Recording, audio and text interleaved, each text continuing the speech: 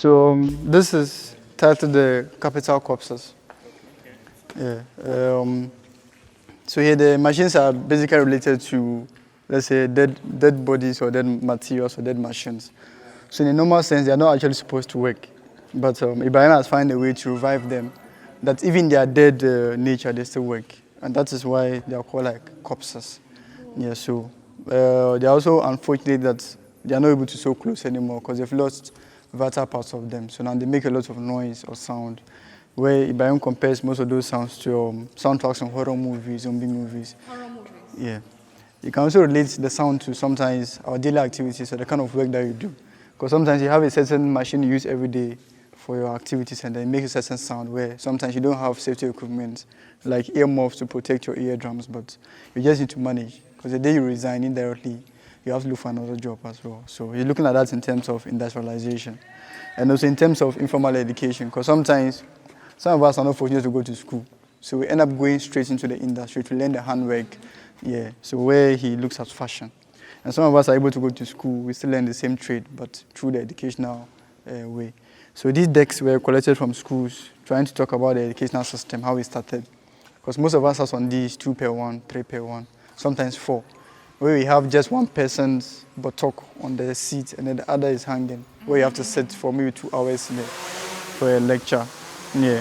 So he took these ones, he made a new decks for them according to their preference. And then, yeah, he brought it here, installed it with the machines. And then we have behind us the chalkboards or blackboards used back then as well in schools, where he collected with information on them just as they were last year in April. Then he provided the marker boards for the school. And yeah, so we have the information on them from schools. So he didn't add or erase anything on the boards. Then we have the last part of James's work, the banner at the back where it talks about the free education introduced by Kwame Nkrumah after independence. So this is one of the very few images he took about education in his career as a photographer.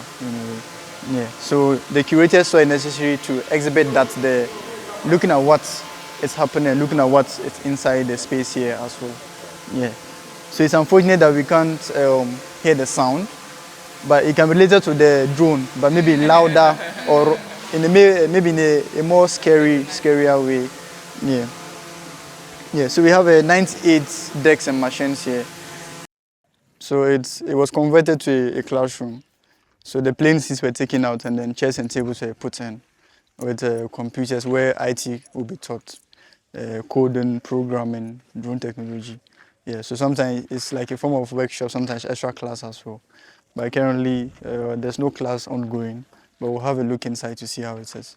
Yeah. So yeah, the expectation is not actually what you get when you get inside. It's actually the opposite. Mm.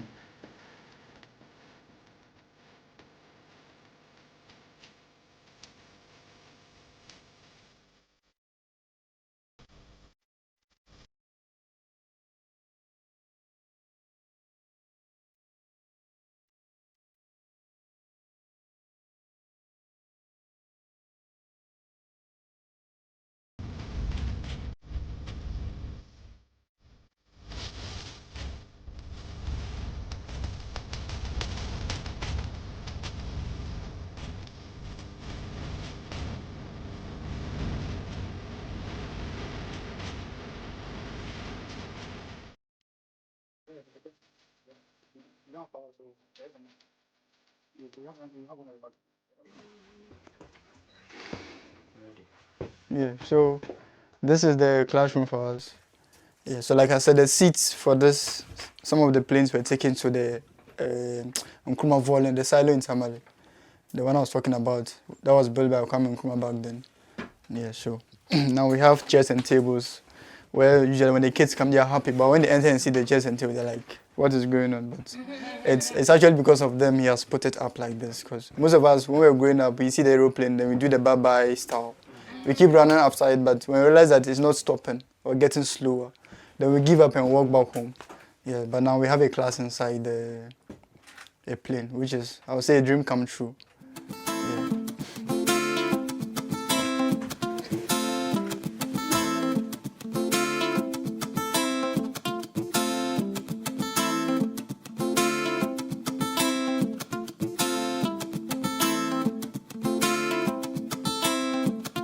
the engine room from one of the trains. It's actually the same one as what we saw earlier, the red one, which I said is supposed to work.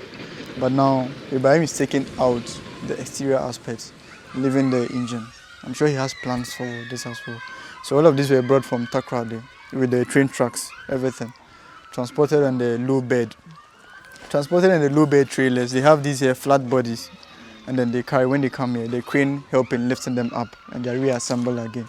But this is usually the, should I say, the difficult part is when it's fixing, when we have to fix it up, because it has these 4 springs somewhere where if it doesn't match, it can actually sit. And maybe just in case you find your arm there, then it's off. Because this is a lot of tons of metal. Yeah, so, yeah. 95. 80 to 95 tons. Okay. Yeah. So we'll take a walk and then we can look inside the coaches. Yeah. We are finally getting to the end of the tour. It's just that you will have access to, we have a warplane which has its seats still intact. The cockpit is intact, so you can sit inside the cockpit and take some pictures.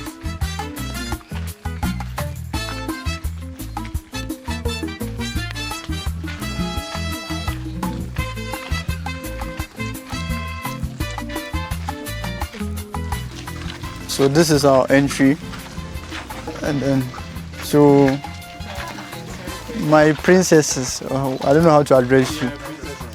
We need to, and then we can. Queen Mother, okay. Princesses and Queen Mother. Yeah. So when we come inside, we can look through them. Maybe we can take a picture from the outside, the windows.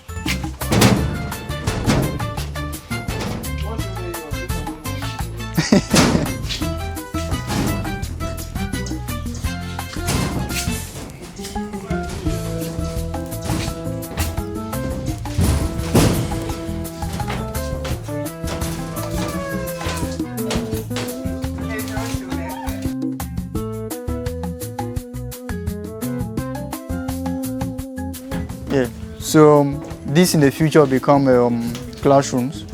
Some of them will become accommodation. Some might also become recording studios where artists can come and record their music.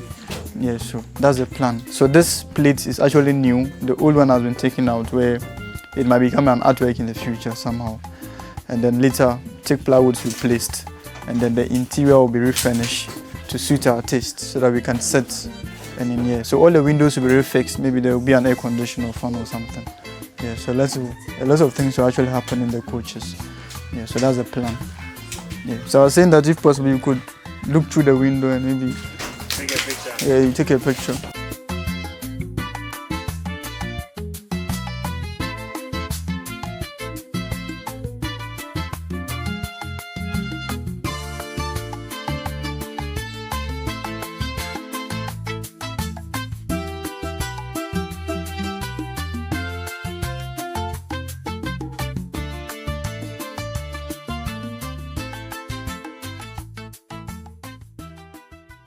Where we at? 3, 2, 1, let's go.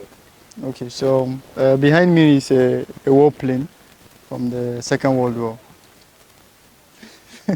From the Second World War, where it was bought by someone, converted into a private jet, then brought into the country from Europe. But when the person got here, it was in a way grounded because it had just one engine, which he wasn't allowed to fly in the country. So he just left in that craft for a couple of years, and then Ibrahim also bought it and brought it down here. So it's like the Russian type called the Antonov 2. So we are going inside to have a look, and then yeah, we'll see what happens next.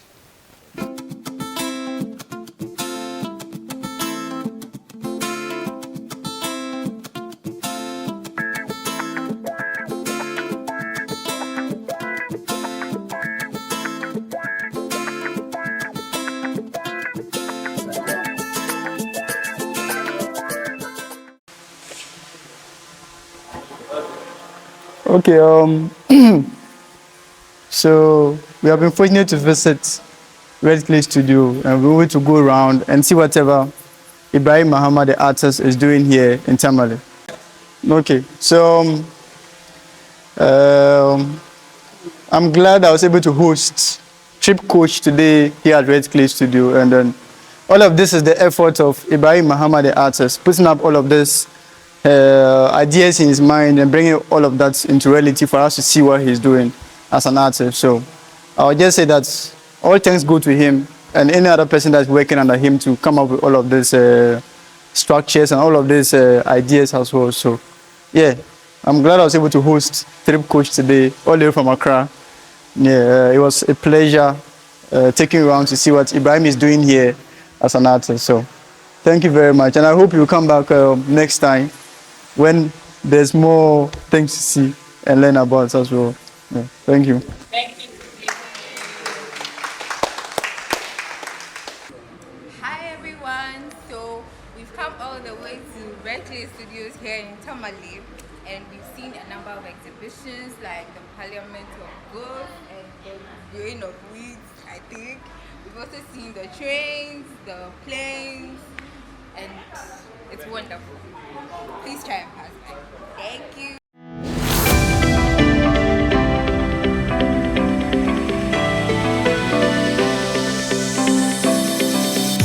Book your private or group tours with Tripkoach.